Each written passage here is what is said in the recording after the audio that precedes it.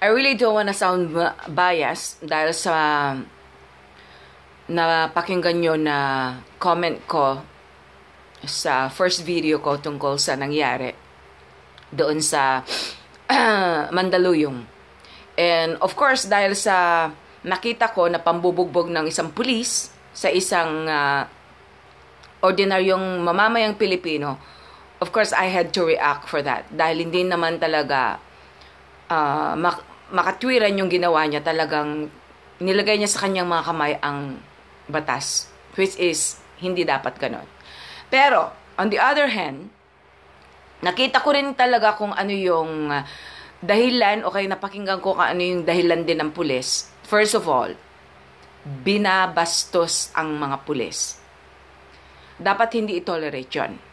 Nabigyan sila ng karapatan and authority in order to give discipline to these people, and yet, alam pala nila na may ordinance na bawal ang uminom outside, yung pala, ginagawa pa rin nila. That itself is a proof already na itong mga mamamayan na to ay talagang walang disiplina. At nakita ko rin kung paano siya sumagot.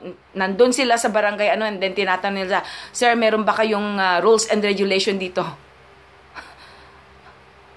Nandun sila sa opisina. Pagtapos, meron ba silang rules and regulations?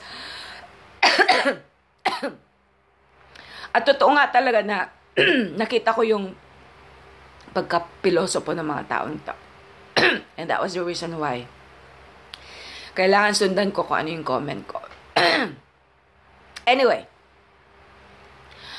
kung ano man yung dapat at nararapat na ibigay sa mga taong ito para at least mabigyan talaga na disiplina, then you have to do it.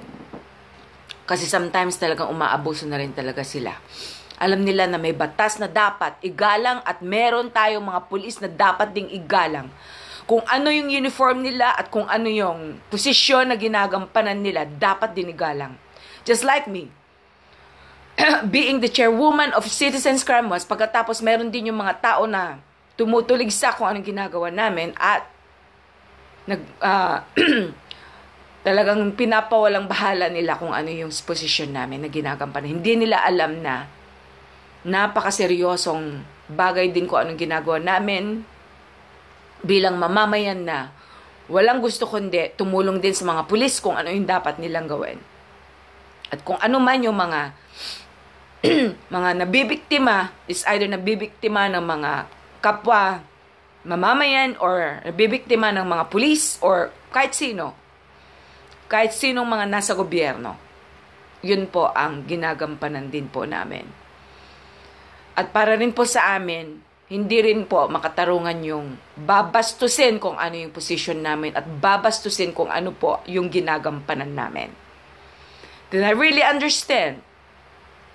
Now, on that situation, hindi naman siguro magkakaroon ng ganyang intense reaction ng isang pulis kung talagang hindi na rin siya napuno.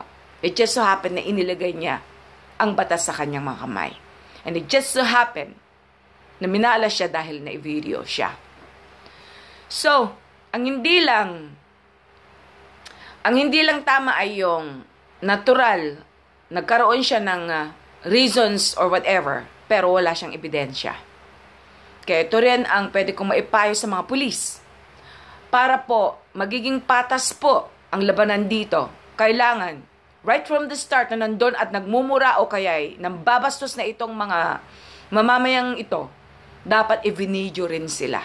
Para at least kung sakali man, pagdating sa korte, at least patas po ang labanan. Yun lang po.